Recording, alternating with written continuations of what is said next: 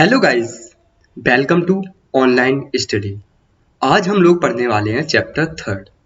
तो इससे पहले मैंने फर्स्ट, सेकंड और थर्ड चैप्टर कंप्लीट करा रखा है।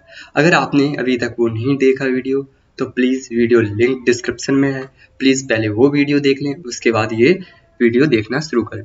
तो ये जान लेते हैं कि इस चैप्टर में हम पढ़ेंगे क्या क्या। रासायनिक संयोजन के नियम, द्रव्यमान संरक्षण का नियम, स्थिर अनुपात का नियम, डाल्टन का परमाणु सिद्धांत, परमाणु अणु, उसके गुणधर्म, आयन, विभिन्न यौगिक के रासायनिक सूत्र लिखना और आणविक द्रव्यमान एवं मोल संकल्पना। तो इस चैप्टर में हम ये टॉपिक देखने वाले हैं। आगे बढ़ते हैं। हाँ, अगर आप लोग ये वीडियो को कंप्लीट होने के बाद अगर आप पीडीएफ चाहते हैं तो पीडीएफ की लिंक डिस्क्रिप्शन में गिवन है। आप मेरा टेलीग्राम ग्रुप ज्वाइन कर सकते हैं, जहाँ पर आप लोग अपने डाउट भी पूछ सकते हैं और साथ ही साथ इस चैप्टर का सॉल्यूशन का पीडीएफ, जो भी क्वेश्चन आंसर का पोर्शन होता है उसका भी पीडीएफ डाउनलोड कर सकते हैं। साथ ही साथ ये एक्सप्लेनेशन है, जो भी पीपीटी है, इनको भी डाउनलोड कर सकते हैं। नेक्स्ट बढ़ते हैं, जो फर्स्ट है अपना चैप्टर स्टार्ट करते हैं। रासायनिक संयोजन के नियम। किन्हीं दो या उससे अधिक पदार्थों के बीच रासायनिक अभिक्रिया कुछ सिद्धांतों पर आधारित होती है। इन सिद्धांतों को रासायनिक संयोजन के नियम कहते हैं। यानी जब दो या दो से अधिक पदार्थ हैं, उनके बीच में संयोजन होता है, यानी उनका मिलना होता है, तो इस संयोजन के नियम, इन्हें क्या कहा जाता है? संयोजन के नियम। तो रासायनिक संयोजन के नियम दो नियम हैं। कौन कौन से? आगे देखते हैं हम। द्रव्यमान संरक्षण का नियम। इस नियम के अनुसार किसी रासायनिक अभिक्रिया में द्रव्यमान का ना तो सृजन किया जा सकता है, ना ही विनाश किया जा सकता है।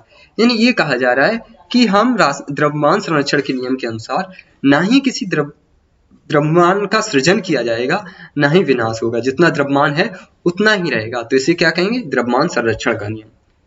दूसरा नियम है स्थिर अनुपात का नियम। कोई भी यौगिक को दो या दो से अधिक तत्वों के निर्माण होता है। इस प्रकार यौगिक में इन तत्वों का अनुपात स्थिर होता है, चाहे इसे किसी स्थान पे प्राप्त किया गया हो या किसी भी स्थान पे से बनाया गया हो। यानी इनके जो यौगिक तत्वों के यौगिक हैं, उनका अनुपात है वो हमेशा समान रहेगा, चाहे वो बनाए गए हों या किसी भी स्थान से लिए गए हों। अब एग्जाम्पल के तौर पर हम समझते हैं कि हम जैसे हाइड्रोजन और ऑक्सीजन ले लें, तो उनका जो अनुपात है वो हमेशा 1:8 में रहेगा, चाहे कैसे भी हो, चाहे कहीं से भी लिया जाए।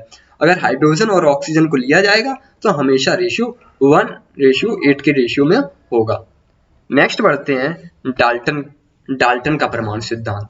डाल्टन के परमाणु सिद्धांत के अनुसार सभी द्रव्य, चाहे तत्व, यौगिक या मिश्रण हो, सूक्ष्म कणों से मिलकर बने होते हैं, जिन्हें परमाणु कहते हैं। यानी डाल्टन ने यह बताया कि सभी प्रकार के जो भी द्रव्य हैं, चाहे यौगिक हों या मिश्रण हों, वो सूक्ष्म कणों से मिलकर बने होते हैं, जिसे क्या कहते हैं? जिसे परमाणु कहते हैं। अब डाल्टन के सिद्धांत की विवेचना हम देखेंगे कि विवेचना में यानी क्या क्या इन्होंने बताया है। तो पहला विवेचना है इनका कि सभी द्रव्य परमाणु से निर्मित होते हैं। फर्स्ट चीज याद रखना है कि सभी परमाणु हैं, वो द्रव्य, सभी जो द्रव्य हैं वो परमाणुओं से मिलकर बने होते हैं। परमाणु अविभाज्य सूक्ष्म कण होते हैं, जो रासायनिक अभिक्रिया में ना तो सृजन किए जा सकते हैं, ना ही विनाश होता है। यानी इन्होंने ये भी बताया कि परमाणु अविभाज्य होते हैं, उन्हें ना ही बनाया जा सकता है और ना ही उन्हें उनका विनाश किया जा सकता है। थर्ड पॉइंट पर बढ़ते हैं।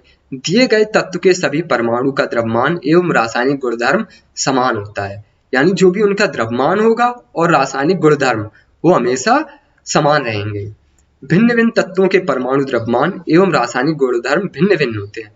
यानी अगर समान द्रव्यमान है तो उनके गुणधर्म समान होंगे, और अगर भिन्न भिन्न परमाणु हैं तो उनके गुणधर्म और उनकी रासायनिक क्रियाएं, वो भी द्रव्यमान अलग अलग होंगे। भिन्न भिन्न तत्वों के परमाणु परस्पर छोटी पूर्ण संख्या से आपस में निर्माण करते हैं। यानी क्या है? जो अलग अलग परमाणु संख्या है वो परस्पर पूर्ण संख्याओं से मिलकर आपस में यौगिकों का निर्माण करते हैं। नेक्स्ट बढ़ते हैं कि परमाणु क्या होता है। तो परमाणु किसी भी तत्व का वह सूक्ष्म तक भाग है जो किसी रासायनिक अभिक्रिया में किसी अपने रासायनिक एवं भौतिक गुणधर्मों को बदले उस अभियुक्त से प्राप्त होता है। यानी परमाणु वह सूक्ष्म कण है जो रासायनिक अभिक्रिया में बिना अपने रासायनिक गुणधर्म को बदले उसमें प्रयोग किया जाता है। इसे क्या कहेंगे? परमाणु। तो परमाणु के बारे में हमारे इंडियन एक ऋषि हुए हैं, ऋषि कणाद। उन्होंने भी 500 ईसा पूर्व बताया था कि परमाणु हैं उन्हें तोड़ा जा सकता है, फिर उनको तब तक तोड़ा जाएगा कि एक स्थिति ऐसी आएगी जब वो टूटना बंद हो जाएंगे, तो उसे ही परमाणु या सूक्ष्म कण तत्व नाम दिया गया था। ठीक है ना। तो ये कनाड के बारे में भी मैंने यहाँ पर थोड़ा सा बता दिया। परमाणु तत्व के सूक्ष्म भाग को जिन्हें किसी भी शक्तिशाली सूक्ष्मदर्शी से नहीं देखा जा सकता, यानी परमाणु तत्व का जो सूक्ष्मतम भाग है उसे किसी भी माइक्रोस्कोप से नहीं देखा जा सकता। परमाणु द्रव्यमान क्या होता है? किसी भी तत्व के एक परमाणु द्रव्यमान, उसका द्रव्यमान परमाणु कहलाता है, यानी किसी भी तत्व का एक परमाणु द्रव्यमान होगा उसका वो परमाणु द्रव्यमान कहलाता है। ठीक है ना। नेक्स्ट बढ़ते हैं अणु। साधारणतः अणु 2 या 2 से अधिक परमाणुओं का समूह होता है जो आपस में रासायनिक बंध द्वारा जुड़े होते हैं, आपस में परस्पर आकर्षण बल के द्वारा कसकर जुड़े होते हैं। यानी अगर हम ऐसे कहें कि अणु क्या होते हैं, वो परमाणुओं का ग्रुप होता है।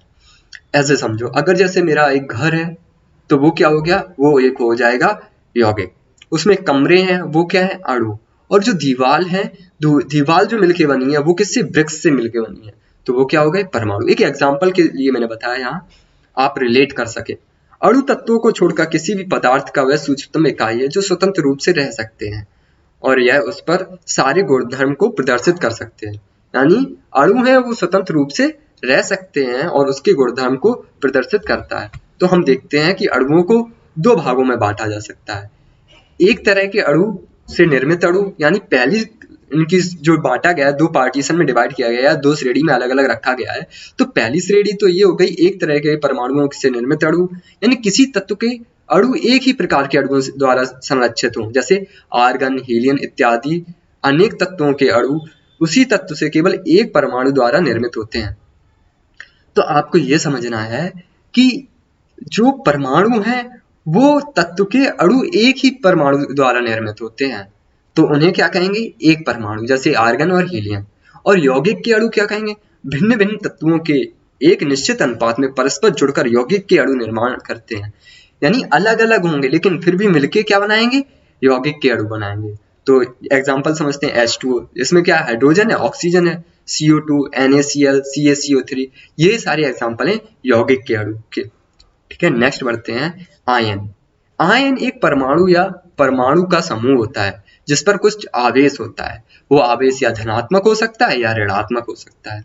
यानी आयन परमाणु या परमाणुओं का समूह होता है जिस पर कुछ ना कुछ आवेश होता है, तो धनावेश होता है या ऋणावेश होता है, जैसे Na+, K+, Ca2+, Al3+। और ऋणावेश आयन कौन कौन होते हैं, Cl-, H2-, OH-, SO4 2-। इस पे पावर कितने, 2- है। ठीक है ना। नेक्स्ट बढ़ते हैं रासायनिक सूत्र। अब हम देखेंगे, अभी तक हमने क्या पढ़ा, परमाणु के बारे में पढ़ लिया, अणु के बारे में पढ़ लिया और द्रव्यमान संरक्षण का नियम भी पढ़ लिया। और अब हम देखेंगे क्या कि रासायनिक सूत्र कैसे लिखे जा सकते हैं। किसी यौगिक का रासायनिक सूत्र उसके संगठक का प्रतीकात्मक निरूपण होता है। इसके लिए हमें तत्वों के प्रतीक एवं उनकी संयोजन क्षमताएं ज्ञात होनी चाहिए। तो हमें क्या, रासायनिक सूत्र बनाने के लिए सबसे पहली चीज है हमें रासायनिक सूत्र पता होनी चाहिए, जो कि मैंने नेक्स्ट स्लाइड में लिखा हुआ है, और संयोजन क्षमताएं भी पता होनी चाहिए। अब हम जानते हैं कि संयोजन क्षमताएं क्या होती हैं। किसी भी तत्व की संयोजन क्षमताएं अथवा उसकी क्षमताएं उस तत्व की संयोजन क्षमताएं कहलाती हैं। यानी किसी भी तत्व की क्षमता उस तत्व की संयोजन क्षमता कहलाती है।